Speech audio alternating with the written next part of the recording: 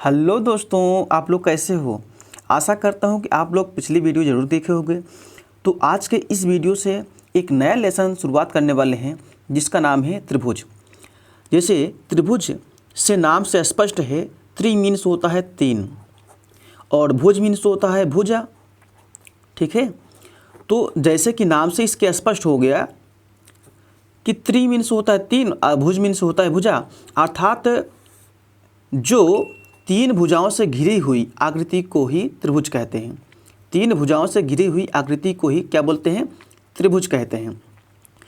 अगर त्रिभुज है तो इसका मतलब जाहिर सी बात है इसमें तीन भुजा होंगे। जैसे हम मान लेते हैं कि हमारे पास कोई ए, बी और सी, ठीक है, एक त्रिभुज है। ए बी सी नामक एक क्या है? एक त्रिभुज है। तो त्रिभुज में तीन भुजा है कि नहीं बताओ। ये पहली भुजा है, मान लीजिए पहली भुजा ये आधार है, ये लंब है और ये कर्ण है। तो ए बी सी एक त्रिभुज बन गया। और एक कैसा त्रिभुज है? तो समकोण त्रिभुज है। एक ऐसा त्रिभुज है, ये समकोण त्रिभुज है, राइट। अब देखेंगे कि कौन सा लंब होता है, कौन सा कर्ण होता है, ठीक है, कौन सा आधार होता है। तो अब हम आपको बता दें यहीं पर कि समकोण ये त्रिभुज है तो समकोण के सामने भुजा यानी कि सम्मुख यानी समकोण के सम्मुख भुजा को ही कर्ण कहते हैं। इसी को क्या बोलते हैं? इसको हम बोलते हैं कर्ण। ठीक है, इसको बोलते हैं कर्ण। ये भुजा क्या हो गई? कर्ण। याद कर लीजिए, कहीं पर इसको लिख लीजिए कि समकोण की सम्मुख भुजा यानी कि समकोण के सामने वाली भुजा को ही कर्ण कहते हैं। ठीक है, यदि अगर हम थीटा यहाँ मान लें, क्या यदि थीटा हम यहाँ मान लें तो इसको बोलते हैं यानी कि समकोण से लगी हुई भुजा को क्या बोलते हैं? लंब बोलते हैं। इस वाली भुजा को हम बोल सकते हैं लंब। ठीक है, ओके।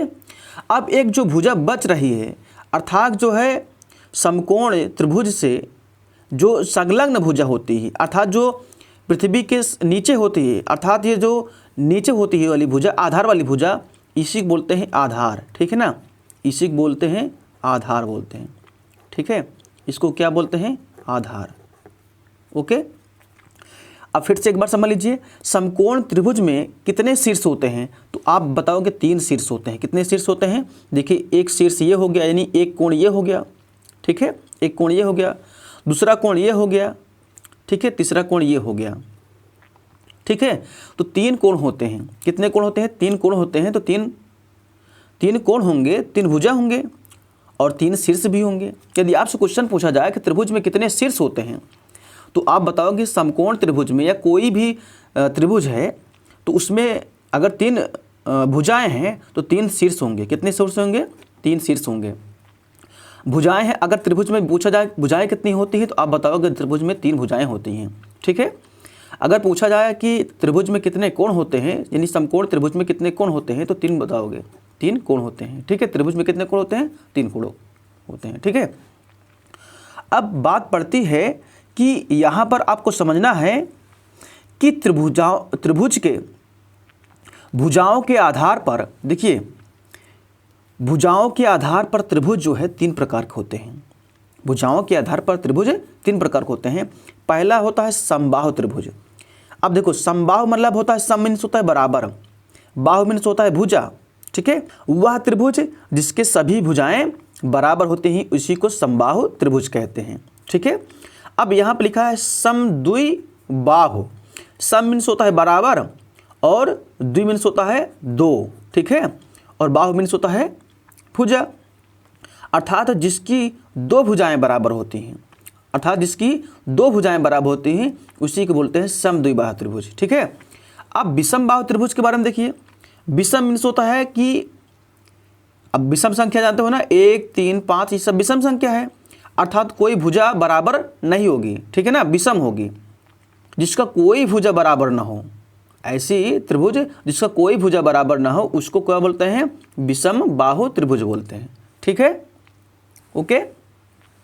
ऐसे कोणों के आधार पर, देखिए कोणों के आधार पर भी जो है त्रिभुज जो है तीन प्रकार के होते हैं। कितने प्रकार के होते हैं? तीन प्रकार के। पहला है न्यून कोण। ठीक है, न्यून कोण का मतलब होता है कि वह कोण जो 0 अंश से अधिक होता है और 90 अंश से क्या होता है? कम होता है, उसी को न्यून कोण कहते हैं। अधिक कोण का मतलब समझते हो? अधिक कोण का मतलब ये होता है जो 90 अंश से अधिक हो और 180 अंश से कम हो, उसको अधिक कोण कहते हैं। समकोण का मतलब क्या होता है? सम मीन्स होता है बराबर, यानी कि वह कोण जिसका कम से कम एक भुजा 90 अंश हो, यानी कि समकोण हो, उसी को समकोण त्रिभुज कहते हैं। किसी समकोण त्रिभुज में कर्ण पर बना वर्ग, बात समझिएगा, किसी समकोण त्रिभुज में कर्ण पर बना वर्ग शेष दोनों भुजाओं के वर्गों के योगफल के बराबर होता है। इसी कथन को हम बोलते हैं पाइथागोरस प्रमेय। ये समकोण त्रिभुज है, इसको मान लेते हैं ये ए है, ये बी है और ये सी है। तो समकोण त्रिभुज में देखिए, समकोण त्रिभुज में यानी कि समकोण के सम्मुख भुजा को कर्ण बोलते हैं। ठीक है, इसको क्या बोलते हैं? कर्ण। ओके, कर्ण बोलते हैं। और इसी के यानी कि समकोण से लगा हुआ जो भुजा होता है, इसी को बोलते हैं आधार बोलते हैं। क्या बोलते हैं इसको? आधार। ओके, और ये जो भुजा बचा हुआ है, इसी को अगर थीटा यहाँ मान ले, थीटा के सामने एक भुजा होता है लंब, ठीक है, ये होता है लंब।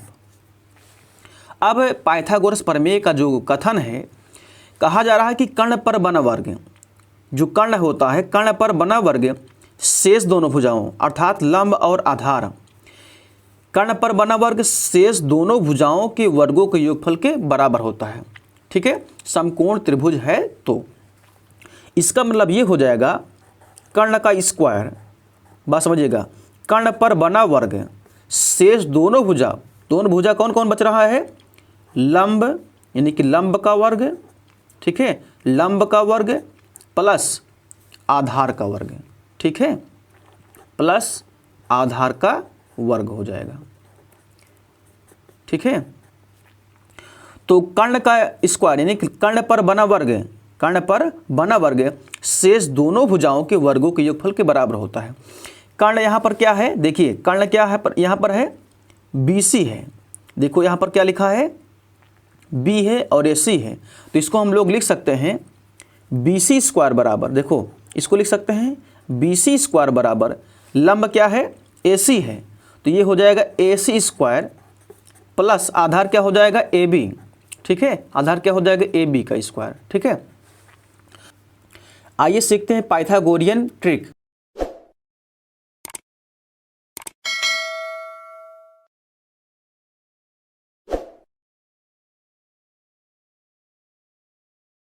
इसी को बोलते हैं ट्रिपलेट। क्या बोलते हैं इसको? ट्रिपलेट बोलते हैं। ठीक है, इसी को बोलते हैं ट्रिपलेट। तो पाइथागोरियन जो ट्रिक होती है, ट्रिपलेट होती है, ये इसको कैसे ज्ञात करते हैं? अगर आपने देखा होगा कि कुछ बच्चे जो है जल्दी से सवाल हल कर लेते हैं ना, तो उनको पाइथागोरियन ट्रिक जो है पता होता है, इसीलिए जल्दी से सवाल हल कर लेते हैं। तो पाइथागोरियन ट्रिक जो है समझने के लिए आपके बुक में दिया गया है एक जो है सूत्र, फार्मूला दिया गया है। यदि ट्रिपलेट ज्ञात करना है तो ये हो जाएगा 2n, पहला वाला 2n रहेगा, फिर क्या रहेगा? n स्क्वायर माइनस 1 और फिर n स्क्वायर प्लस 1। ठीक है, ये ट्रिपलेट ज्ञात करने के लिए फार्मूला दिया गया है, आपके बुक में दिया गया है। अब इसको किस तरीके से हम लोग कर सकते हैं? जहाँ n जो है, n का मान 0 नहीं होना चाहिए, 1 से अधिक होना चाहिए, ये भी जान लीजिए। n का मान 1 से अधिक रखो, तभी आपको ट्रिपलेट मिलेगा। अर्थात n के जगह कितना रख सकते हैं? 2 रख सकते हैं, 3 रख सकते हैं, 4 रख सकते हैं। ठीक है ना। अब ट्रिपलेट निकालने के लिए कैसे ज्ञात करोगे ये समझिए। देखिए, जहाँ n है, इस n के जगह पे यहाँ पर सब जगह पे हम रख देते हैं 2 रख देते हैं, 1 नहीं रखेंगे, 1 से ज़्यादा रखेंगे बस। तो देखो, अब यहाँ पर 2 है ना, तो 2 गुणे कितना हो जाएगा? 2, हम 2 रखने चल रहे हैं। इस n के जगह पे कितना रख दे रहे हैं? 2 रख रहे हैं, और सब जगह रखेंगे 2। ठीक है, अब यहाँ पर 2 रखेंगे, कितना हो जाएगा? 2 का वर्ग माइनस कितना हो जाएगा? 1 हो जाएगा। अब यहाँ पर 2 का वर्ग करेंगे, 2 का वर्ग प्लस यहाँ पर 1 हो जाएगा। ठीक है, अब बात समझिएगा, 2 दूना यहाँ पर कितना हो जा रहा है? 4। ठीक है, यहाँ पर 2 दूना 4, 4 में से 1 जाएगा, आएगा 3 आ जाएगा। ठीक है, और यहाँ पर 2 दूना 4, 4 और कितना हो जाएगा? 5 हो जाएगा। अर्थात ट्रिपलेट क्या बन गया? देखो, 3 4 5 ये हो गया, ट्रिपलेट बन गया। यदि अब n के जगह 3 रख दें, इसके जगह कितना रख दें, 3 रख दें, तो ट्रिपलेट कितना बनेगा देख लीजिए। अगर यहाँ रख देंगे 3 दूनी 6 ना, यहाँ पर 6 बन जाएगा, ठीक है ना। यहाँ पर कितना बन जाएगा, 6 बन जाएगा। और यहाँ पर रख देंगे 3, तो 3 त्रिक का 9, 9 में से 1 जाएगा 8 आ जाएगा, कितना आ जाएगा, 8 बन जाएगा, ठीक है। उसके बाद यहाँ पर 3 रखेंगे, 3 त्रिक का 9, 9 1 कितना हो जाएगा, 10 हो जाएगा, ठीक है ना। तो एक ट्रिपलेट ये भी बन जाएगा, यानी कि 6 8 10 बन जाएगा। जब आप क्वेश्चन सॉल्व करोगे तो कर्ण का मान दे देगा, आधार का मान दे देगा और लंब आपसे पूछ लिया जाएगा, ठीक है ना। यदि आपको ट्रिपलेट पता रहेगा तो देखकर बता सकते हैं कि इसका आंसर कितना आएगा, ठीक है ना। इसको हल करने की जरूरत नहीं पड़ेगी। आपको कभी कभी लंब देगा, आधार देगा, कर्ण पूछ लेगा, या कर्ण आधार देगा, लंब देगा, कर्ण पूछ लेगा। तो ऐसा करने का मतलब ये है कि जब आप ट्रिपलेट ज्ञात रहेगा, आपको पता रहेगा, तो देख का आंसर बता सकते हो, नहीं तो इसके बाद क्या करना पड़ेगा, हल करना पड़ेगा। और हल कैसे करेंगे, यही फार्मूला लगेगा कि कर्ण का वर्ग शेष दोनों भुजाओं के वर्गों के योगफल के बराबर होता है। अर्थात कर्ण पर बना वर्ग लंब का वर्ग प्लस आधार का वर्ग होता है, ठीक है ना। तो इस तरीके से ये जो है जिसको जिसको आता होगा वही क्वेश्चन सॉल्व कर पाएगा, जिसको नहीं आता रहेगा वो क्वेश्चन सॉल्व नहीं कर पाएगा। दोस्तों, यदि आप हमारे व्हाट्सएप ग्रुप से जुड़ना चाहते हैं, यदि टेलीग्राम ग्रुप से जुड़ना चाहते हैं, तो इन सभी का लिंक इसी वीडियो में ऊपर आई बटन के रूप में, डिस्क्रिप्शन बॉक्स में, और इसके साथ साथ वीडियो के एंड में भी, और यहाँ तक कि कमेंट बॉक्स में भी पिन कर दिया जाता है। उस पर क्लिक करके वहाँ तक आप पहुँच सकते हो।